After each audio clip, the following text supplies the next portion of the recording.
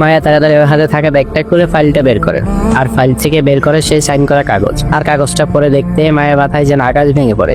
এটা একটা ডিল করা হয়েছে, যেখানে মায়াকে 50 লক্ষ টাকার বদলে 1 মাসের জন্য কিনে নেওয়া হয়েছে মায়ের সম্মতিতে। এই 1 মাস আরমান যা যা বলবে মায়াকে সব শুনতে হবে। আর মায়া যদি এই ডিল ক্যান্সেল করতে চায়, তাহলে মায়াকে 50 লক্ষ টাকা নেওয়ার বদলে 1 কোটি টাকা ফেরত দিতে হবে। মায়া আর ভাবতে পারছে না, মাথাটা যেন পুরো ফাঁকা ফাঁকা লাগছে। মায়া কাঁপা কাঁপা গলায় কোনো মতে বলল, কি? কিন্তু উনি তো আমায় মিথ্যে বলে সাইন করেছিল, আর এই 50 লক্ষ টাকা তো আমি নেইনি, ফাঁসানো হয়েছে আমায়, আমি এই ডিল মানি না।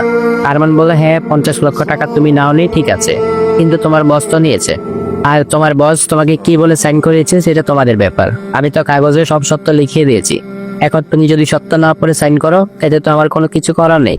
আরমান কথাগুলো বলতে বলতে মায়ের হাত থেকে ডিলের পেপারটা কেড়ে নিল। মায়া তো স্তব্ধ হয়ে গেছে, ওর সাথে কি হচ্ছে ও কিছুই বুঝতে পারছে না। কিভাবে ও ওই লোকটার সাথে থাকবে যে ওর সাথে সংসার না করে ডিভোর্স দিয়ে দিয়েছে? আর মায়া তো ভালোবেসে ফেলেছিল ওই লোকটাকে, তাহলে কি করবে এখন? না, কিছুতেই এই লোকটার সাথে থাকতে পারবে না।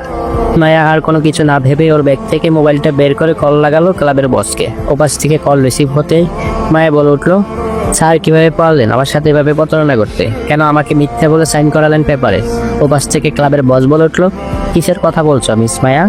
মায়া গলায় ঝাঁক নিয়ে বলল, যেই কন্ট্রাক্ট পেপারে আমার সাইন নিয়ে আপনি আমাকে বিক্রি করে দিয়েছেন 50 লক্ষ টাকার বদলে আরমান শাহরিয়ার কাছে।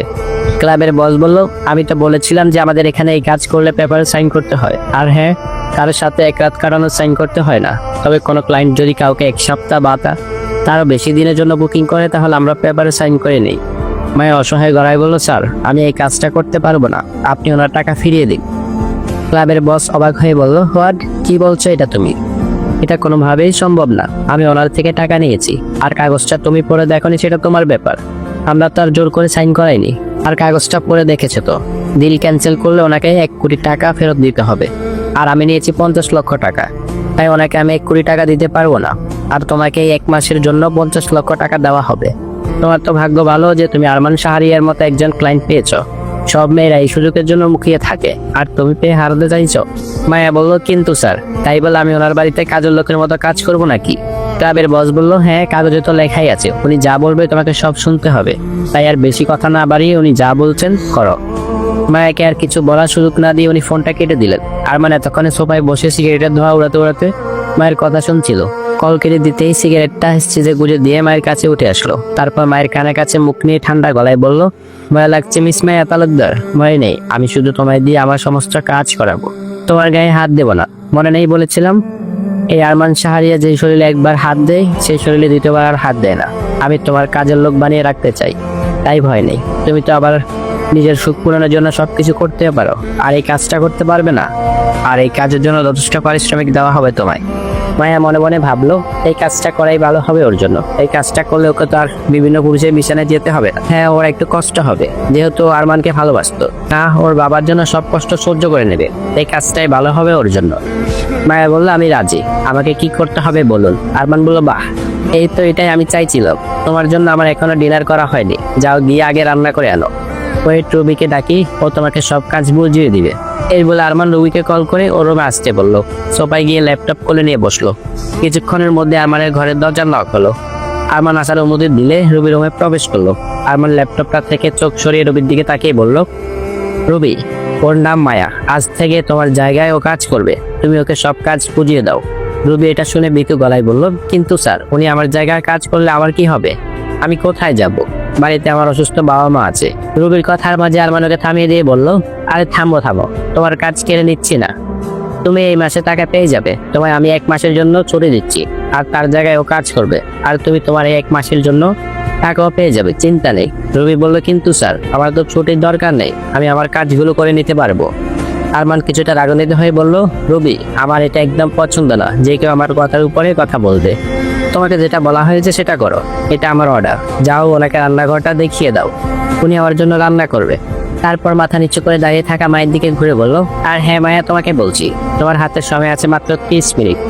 এই 30 মিনিটের মধ্যে রান্না করতে হবে। আর রুবি, তুমি বিশেষভাবে খেয়াল রাখবে তার দিকে, তাকে কেউ যেন সাহায্য না করে। রুবি মাথা নেড়ে সায় জানায়। তারপর মায়ের দিকে তাকিয়ে বলেন, আপনি আসুন আমার সাথে। এই বলে রুবি এগিয়ে যায় দরজার কাছে। মায়াও যায় রুবির পিছনে, আর আরমান তাকিয়ে থাকে ওদের যাওয়ার দিকে। ওরা বেরিয়ে গেলে আমার একটা দীর্ঘশ্বাস ছেড়ে ল্যাপটপ সেন্টারে টেবিলে রেখে মাথায় এলিয়ে দেয় সোফায়। আর কিছুই বুঝতে পারছে না ওর সাথে কি হচ্ছে, কেন মেয়েটাকে এভাবে কিনে নিল, শুধুই কি শাস্তি দেওয়ার জন্য? কিন্তু কিসের শাস্তি দিতে চাইছে মেয়েটাকে, এইসব ভাবছিল আরমান।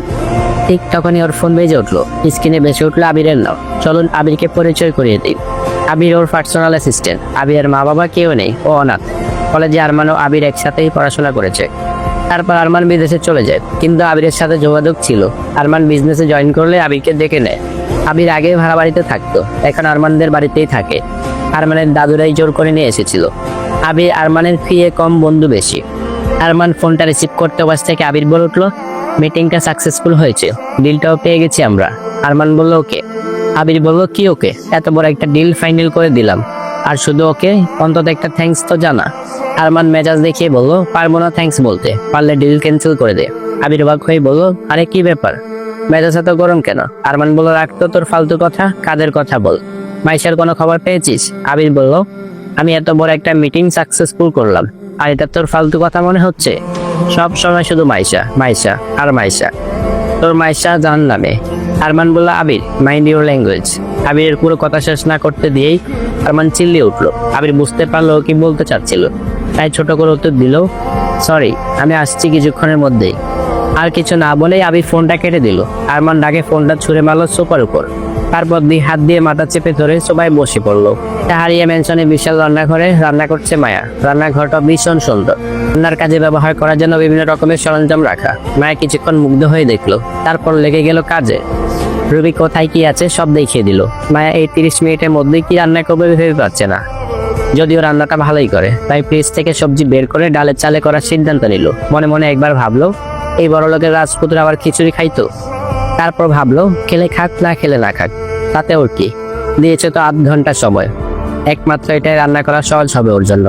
আর মায়া খিচুড়ি খেতে খুব ভালোবাসে, তাতে শীতকালে হোক বা গ্রীষ্মকাল বা বর্ষা, এটা ওর ফেভারিট খাবার। তাই প্রথমে এই খিচুড়ি রান্না করার কথাই ওর মাথায় এসেছে। মায়া মাথা থেকে ওড়না খুলে কোমরে পেঁচিয়ে নিল, একদম কাজের বুয়ার মতো। তারপর এক মনে লেগে গেল রান্নার কাজে। এদিকে বাড়ির বাকি সার্ভেন্টরা তো অবাক হয়ে দেখছে মায়াকে, ভাবছে এত সুন্দর দেখতে একটা মেয়ে ওদের রান্নাঘরে কিভাবে আসলো। রুবি অবাক হয়ে দেখছে মায়াকে, ভাবছে গোলগাল পুতুলের মতো মেয়েটাই কাজে দরকার পড়লো কেন? মেয়েটার কি বাবা মা নেই, নাকি ওই মেয়েটাও কোনো অসহায় পরিবারে? কি তার পরিচয়? আর স্যার তো ওকে রান্না করতে দেয় না, রান্না করার জন্য তো শেফ আছে বাড়িতে। আর স্যার তো বললো ওর জায়গায় আজ থেকে কাজ করবে, তাহলে ওকে কেন রান্না করতে দিল? স্যার তো সবার হাতে রান্না খেতে পারে না, তাহলে 30 মিনিটের জায়গায় 35 মিনিট লেগে গেল সবকিছু রেডি করতে। রুবি আনমনে কল করে জানালো রান্না হয়ে গেছে। খাবার কি ঘরে নিয়ে যাবে নাকি ডাইনিং এ খাবে? আরমান জানালো সে নিচে আসছে। কিছুক্ষণের মধ্যে আরমান নিচে এসে ডাইনিং এ বসলো। মায়া এসে খাবার সার্ভ করতে শুরু করলো। আরমান তার হাত ঘড়ির দিকে তাকিয়ে বলে উঠলো, 5 মিনিট লেট। এই লেট করা মানুষদের আমি একদম পছন্দ করি না। মায়া মুখ ছোট করে বলল, সরি স্যার, এরপর থেকে আর হবে না। আরমান প্রথমে খিচুড়ি গন্ধ পেয়ে ভাবলো ভালোই কিছু রান্না করেছে হয়তো, দারুণ সুন্দর গন্ধ আসছে। কিন্তু সার্ভ করা শেষ হতে আরমান অবাক হয়ে বলল, হোয়াট ননসেন্স, এটা কি খিচুড়ি? আমি তো এসব খাই না, কি সব রান্না করছো তুমি? মায়া বলল, কিন্তু আপনি তো আমায় কি খাবেন বলেননি, আপনি শুধু আমায় 30 মিনিট সময় দিয়েছিলেন, আর তার মধ্যে রান্না করে আনতে বলেছিলেন। আমি তো আর জানি না আপনি কি কি খান, তাই আমি আমার মতো রান্না করেছি। আরমান প্রচন্ড বিরক্তি নিয়ে রুবির দিকে তাকিয়ে বলল, রুবি তুমি কোথায় ছিলে? তুমি জানো না আমি এসব খাই না? রুবি মাথা নিচু করে বলল, সরি স্যার, আপনি শুধু আমাকে ওনাকে রান্নাঘরটা দেখিয়ে দিতে বলেছিলেন, আর বলেছিলেন উনি রান্না করবেন, আমি যেন বেশি কথা না বলে আপনার অর্ডার ফলো করি। আরমান এবার রাগে কি করবে নিজেই ভেবে পেল না, নিজেই নিজের মাথা চেপে ধরলো। মায়া তখন চুপচাপ এক পাশে দাঁড়িয়ে আছে, ও নিজেই ভেবে পাচ্ছে না ও এখন কি করবে। ঠিক তখনই সারিয়া ম্যানশনের কলিং বেল বেজে উঠলো। এটাই সুযোগ রুবির এখান থেকে কেটে পড়ার। ও গিয়ে দরজা খুলে দিল। রুবিকে এক পলক দেখে নিয়ে দরজায় প্রবেশ করলো আবির। তারপর সোজা ডাইনিং এর দিকে আস্তে আস্তে রুবিকে উদ্দেশ্য করে বলল, রুবি আমাকে 1 কাপ কফি দাও please, I am so tired. এরপর সোজা গিয়ে ডাইনিং টেবিলে আরমানের মুখোমুখি চেয়ারে বসলো। তারপর কোনো দিকে না তাকিয়েই জগ থেকে গ্লাস পানি ঢেলে খেতে শুরু করলো।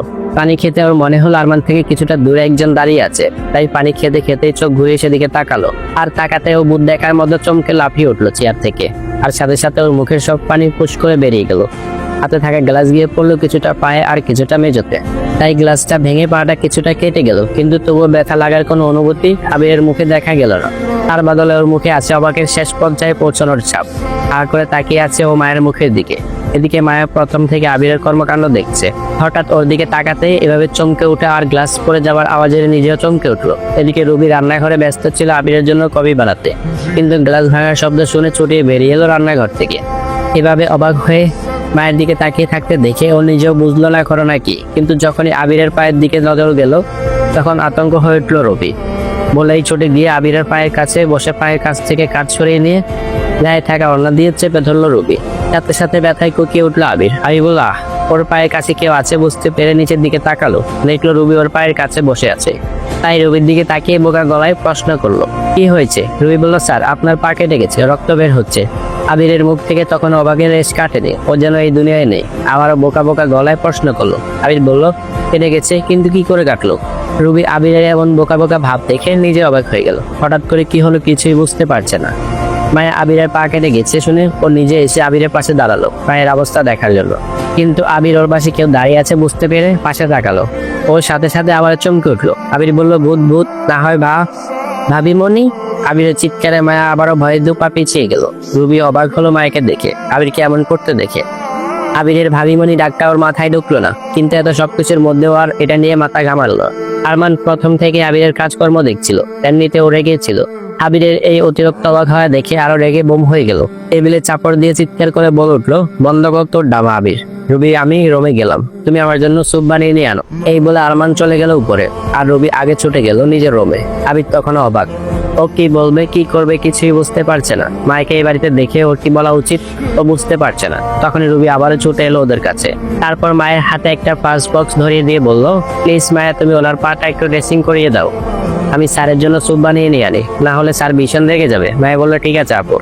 তারপর আবিরের দিকে তাকিয়ে বললো, আসুন ভাইয়া বসুন, আমি ড্রেসিং করিয়ে দিচ্ছি, পা থেকে অনেক রক্ত ঝরছে। আবির নিজেকে সামনে গুছিয়ে সোফায় গিয়ে বসলো। মায়া গেল আবিরের পিছনে। তারপর আবিরের পায়ের কাছে বসে ড্রেসিং করতে শুরু করলো। আবির সিরিয়াস ভঙ্গিতে মায়ের মুখের দিকে তাকিয়ে জিজ্ঞাসা করলো, তুমি এখানে কি করছো ভাবিমণি? মায়া বালিশবিহীন ভাবি বলল, ওই ডাকটা আর আমার সাথে যায় না ভাইয়া, তাই আমার নাম ধরে ডাকলেই ভালো হবে। আবির বললো, এটা আমার প্রশ্নের উত্তর নয়। আচ্ছা ঠিক আছে, নাম ধরেই ডাকবো, তোমার বড় ভাই হিসাবে। আগে বলো তুমি এখানে কি করছো, আমি কিছুই বুঝতে পারছি না।